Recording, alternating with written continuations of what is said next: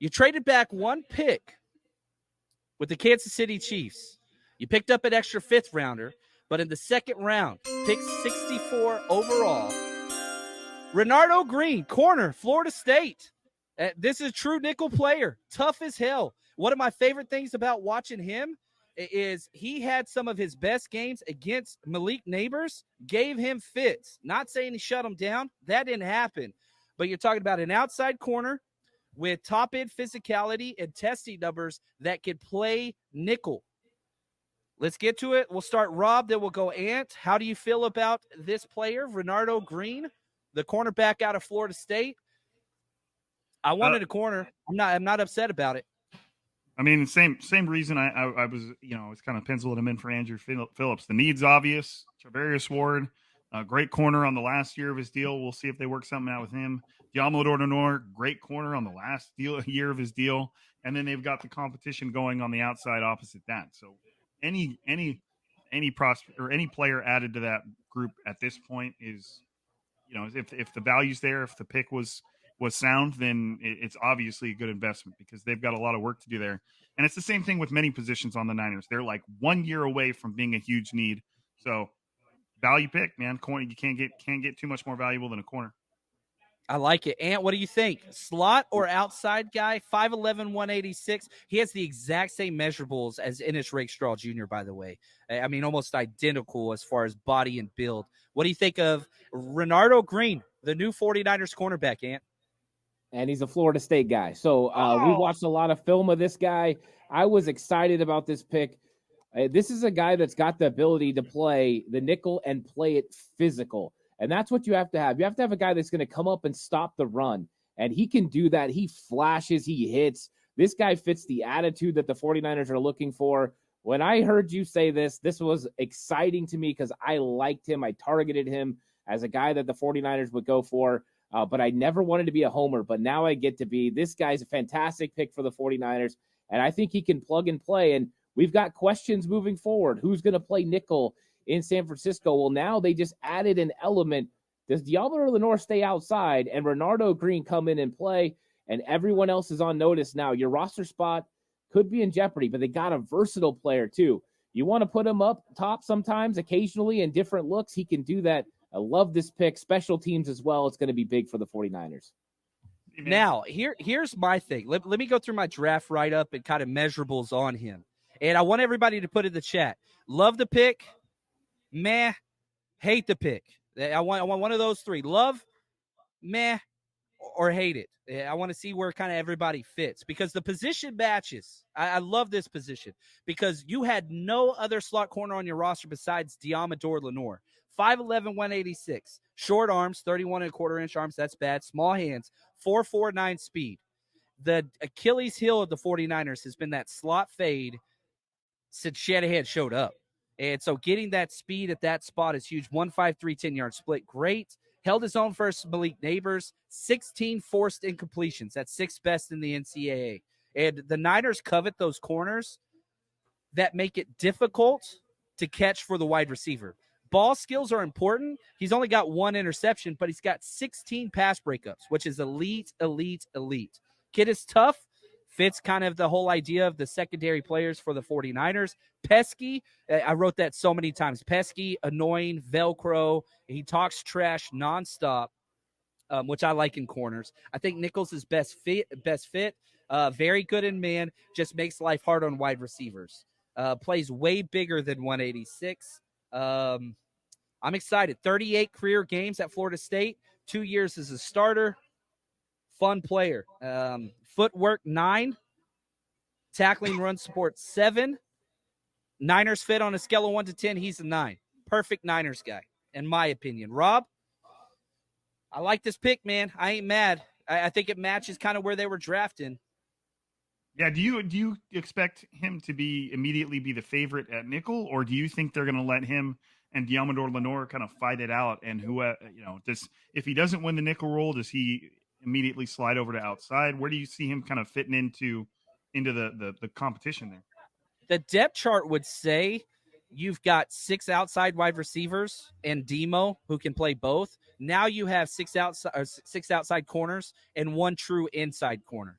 So I would let Demo play outside. The Niners aren't going to start him in the first team at nickel. That's not going to happen. That's just not the way they do things. And remember, who's the 49ers DC? It's Nick Sorensen, who coached nickels for the past 3 years for the 49ers. I think you stick with kind of your vet, Isaac Yiadom coming in, or Darrell Luter Jr. coming in on the outside and kicking Demo inside. That's what you want to start with. But maybe after the first month of the season, kind of how Demo got his start, where he didn't start week 1, and then you switch him in there. But I'm putting him straight at nickel and nothing else. And do you agree? Yeah, he's a nickel and nothing else. This is a solid pick. And you brought up Sorensen, right? You like D'Amico Ryans drafting linebackers because he knows the linebacker position, and you let Nick Sorensen get the nickel corner that he thinks is going to fit what he's doing on defense. But this gives you the best case scenario of being able to keep Diamond Lenore on the outside once Renardo Green is up to speed. That finally gets your two best corners on the outside. They haven't done that at all. Last year, it was a complete zoo with Ambry Thomas playing on the outside. Sometimes he was great, and sometimes he just wasn't. So I think this is going to help with that. I think Isaac Yiadom and Rock Ya-Sin were brought in just in case. But now Yiadom probably will be the guy early, and then eventually Renardo Green, just like John said, slips into that spot, and then Lenore goes on the outside, and you feel really comfortable with your nickel cornerback situation being more too deep with Diamond Lenore, with still a little bit of help with Yiadom and Rock Ya-Sin on the outside. Yeah, there we go. Probably the worst thing, Josh, I'm with you here. 2 guys from Florida. That's not great. I don't like that, but that's okay. We'll be okay with that. But I do like this pick. I think it makes a lot of sense. It seems like the people like this pick much more than yesterday's pick for sure. And if it keeps Demo outside, I would love that. But you have the versatility. Don't forget, we started Logan Ryan as our nickel corner in the Super Bowl at age 59. Like, that's where we were. And so you had no depth at this spot. I don't know. I really, really like this pick. It's not where I would have. It wasn't who I would have picked. Andrew Phillips was my guy. That's who Rob said as well. But I had them ranked back to back. Like they both fit. Pesky, tough, physical, versatility. It's almost the exact same player for the offense that Ricky Pearsall is. Slot, can play outside. Nickel, can play outside. Pesky, tough, change of direction. They're the same mirrored position, offense and defense. The only thing I'm looking at right now, just perusing through it, and again, at this point in the draft, I'm not sure. It's not like we're in the late rounds yet, but where did you guys have him kind of ranked if you had him on your big board? Because everything I'm seeing shows he was quite a ways down there. But again, like we were talking about with the DJ quote, at this point of the draft, it kind of just becomes what's your flavor and what are you looking for? Because the big boards. I had him 89 overall, and so you get him at 64. I had a 3rd round grade on him, so it's not near as much of a reach as Randy Pearsall. But whenever you get later, like you said, reaches aren't really so much of a thing. The Cardinals just took Trey Benson, by the way, running back. So that's going to be fun. So yeah, talk about needing guys to attack big physical runners in the division. That's what it is. Ant, where did you have Renardo? I was super high on him. I had a 2nd round grade on him. And I think that he's one of those guys that it was one of my funnest players to watch. I also had him and Andrew Phillips back to back. I thought that those 2 guys were really close to prospects. But I mean, when I'm looking at my big board too, because it's all 49ers slant, I took every quarterback off my board and everything like that. So when some of these guys are a little bit higher, but I think that he's a very solid prospect. And at this spot, a lot of value. Yeah, I think that's good too. Like, it's not a bad pick, and this is kind of where we are. Yeah. Now, what about the trade? Like, my assumption is you don't trade back with Kansas City if you just had one guy. And Andrew Phillips, if you're going to go slot, why not get that extra 5th rounder? I like that. That's kind of savvy. And, I've said this in the past, and I'll say it again. If you trade up for a guy, you love him. If you stay put and draft him, you like him. If you trade back and get him, you kind of settle on him. And so it seems like, with the board, there were a lot of nickel kind of guys that fit this mold. So you trade back one spot, you get a 5th rounder. I've got a tweet here from Eric Galco on Twitter that says FSU football cornerback Renaldo Green faced 3 of the top wide receivers in the draft this year in Neighbors, Thomas, and Pearsall. Against those 3, per PFF's college football account, 60 coverage snaps, 5 catches allowed, 1 interception, 1 FINC. We know Force what that incompletion. Okay. And a 28.7 quarterback rating. Apparently had a pretty good time at the Shrine Bowl, too. I'm just looking at these. He's got Shrine Bowl clips on here. I'm just digesting it right now. But he said he was one of the most slept-on cornerbacks of the draft. So that's encouraging. He's an athlete, too. You look at kind of, he was in track. He ran an 11.3 in the 100, which is decent. It's not great. But a 21-foot long jumper, that's pretty solid. Like, he's got the lower body explosiveness. You saw the same thing with Ricky Pearsall. The broad jump and all that stuff is there. He played some strong safety, too. So he can play in the box because 2 seasons in 2020 and 2021, he was a strong safety box guy. Then he got moved outside. Now, here's what Dane Brugler wrote about in The Athletic. They do great work. His summary. This is his summary. Green is a polarizing prospect among NFL teams because he doesn't have desired size, speed, or ball tracking skills and won't be a fit for every scheme. But his play personality, he's a bully. This dude is a mean talker. Like him and Charvarius Ward are going to be birds of a feather. Ability to quickly find his balance mid-coverage helps him stay connected and will give him a chance to earn a meaningful role in an NFL secondary. I think you put him at nickel. He can play outside. Special teams is a must. But I think this is your starting nickel after the bye week, almost guaranteed. Obviously, injuries play a role. But the physicality tracks, the height, weight, speed, that tracks. That fits the Niners kind of what they want out of this position. And he doesn't have injury history. Another guy, yesterday, Ricky Pearsall, 55 games appeared in his college career. Renardo Green, 52. They're older, but they're available and they're durable. At least they have been in the past. Do you think, what are the themes, Ant, we're seeing with these 2 picks of the 49ers? Like, what are some parallels we could draw that is a quote-unquote 49ers type? Yeah, right off the bat, no injury concerns is number 1. They haven't touched anyone that has that. Number 2, guys that they feel are well experienced, well versed in how they've played a lot of time on the field. Then you got good football IQ. These guys are smart. They understand what they're doing, and they're both tough guys. Renardo Green's very physical at the point of attack. Then when you look at the first round pick, Ricky Pearsall, he's a guy that catches contested catches and takes contact. They're tough. They're physical. They're smart. They're athletic. This is exactly the kind of player you want to get. Now, are they the guys that are going to make everyone raise their eyebrows at how good they are initially? No. But these are the guys you're going to start liking when you see them on the field. When you start seeing them make plays, like Deommodore Lenoir video that went viral from rookie minicamp, when he takes somebody and he throws them down. That's the kind of thing, that's the kind of attitude that Renardo Green plays with. And I think that's what 49er fans are eventually going to like about him. But is he a sexy name? No. But he's a name that's going to make things happen. He's a very good football player. Another thing I saw up here, just a clip from NFL Network. It's Louis Riddick saying he thought that Renaldo Green was the best press corner in the draft. Oh, and I mean, that's against some top tier athletes that he played against, in the ACC, which they, Florida State kind of ventures over into the SEC quite a bit. What are our thoughts here? I was just reading Lance Zerline's little scouting report on him. I'll read it out if you don't mind, but just because I'm learning a little about him as we go.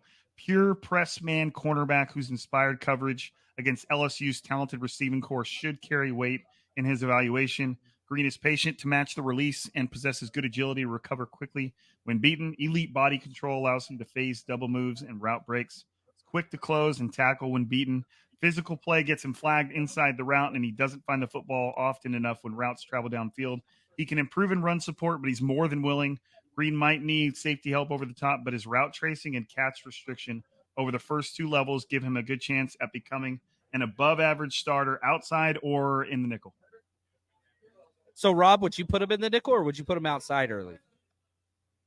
I mean, as weird as this sounds, it's almost like it depends on what the other guys do too, because you've got Diamador Lenore, and you can put him anywhere. I think the 49ers have a ton of confidence in Lenore, and I think Lenore has a ton of confidence in himself right now.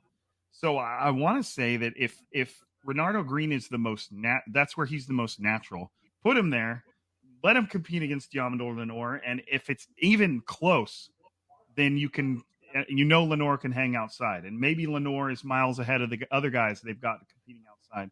But there's just this weird dynamic between, Rocky Sin, Isaac Yadam, Diamador Lenore, and now Renardo Green. They're just going to have to let it figure itself out. I don't think it seems like Renardo Green may be the most natural at nickel, so maybe that's the only place where he competes. But there's nothing wrong with having a competition at corner and just letting it solve itself out. Although, if you wanted to name a favorite, I would say there's no way that Diamador Lenore is not on the field. It's just, where is he on the field? Where do they want him on the field? I want him outside personally. I felt like that was his best ball. But I don't know, Ant, where you putting him? Where you starting him? What's kind of your thought with this process? I love Renardo Green to play nickel, but I think it's going to take a little bit of time for him to acclimate to the 49ers defense and what they're asking, especially what Nick Sorensen is going to ask him to learn, because it is a transition to play, especially with run fits. He's going to have to get familiar with where he's supposed to be when he's starting to work with linebackers about run fits and being home on the backside and being able to take on those guys. So there's going to be a transition. And then I think at some point he's going to figure it out. And then Diamador Lenore is going to play outside. And that's exactly what you want. Your two best corners, cover corners, playing outside. And the 49ers haven't had that opportunity yet. And this will afford them that opportunity. And it could be, something huge, especially when you get to playoffs and Super Bowl. Potentially, if you play well enough in the playoffs, that you have that chance. And the 49ers were looking for any sort of cornerback when they got to that point. Jason Verrett, they've been looking for guys. Now they've got a guy that slides in and makes it easier for everyone else in the secondary.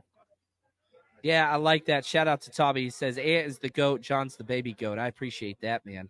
And, you talk about the similarities again, man. It's so weird with Ricky Pearsall and now Renardo Green.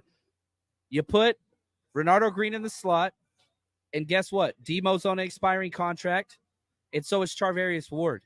And so if one of those guys do leave and you don't pay them, then you bump them over to that same spot. Same thing as, the Debo possibility trade or opting out of their contract next year. You've got Juwan Jennings expiring contract, Ayuk last year. Obviously, you're not losing all three, but the same thing for the 49ers defense. It's just so weird.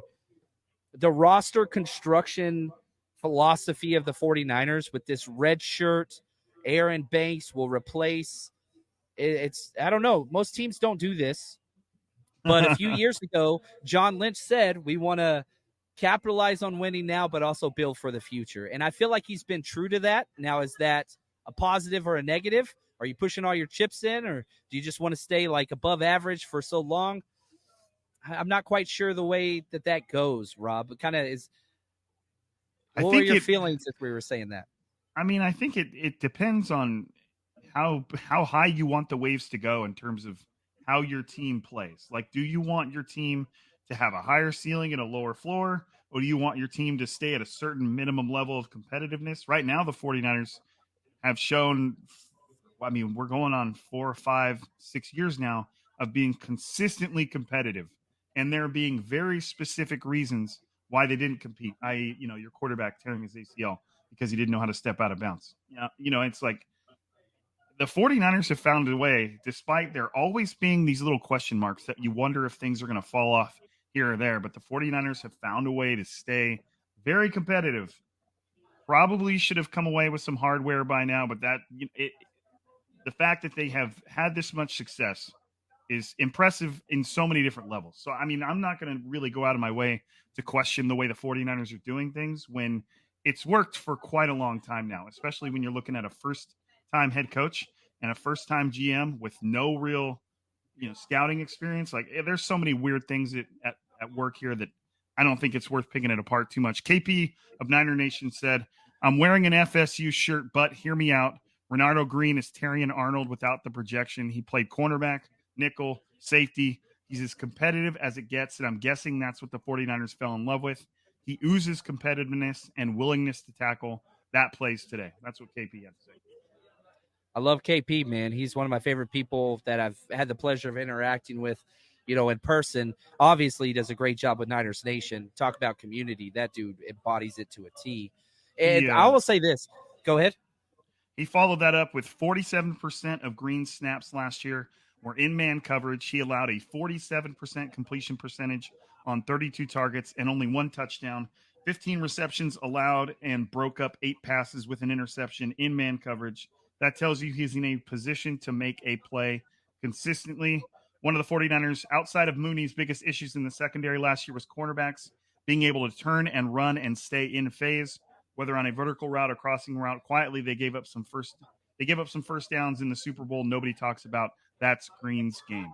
But I like what you said, what KP said. And one of my favorite things, we watch so much tape that personalities come across. It's silent tape. There's no broadcast. It's the wide view. But this kid's personality, he is a talker, man. And you just see him just pissing off wide receivers and just get it's fun. So similar to Juwan Jennings and just the physicality and the blocking to the echo of the whistle, you get the same thing. He's not going to miss a chance to get an extra shove in, shoulder in, whatever else, and he's going to let you know. And it didn't matter who he was going against. Malik Neighbors didn't care. He's up in their face talking, which I absolutely love. So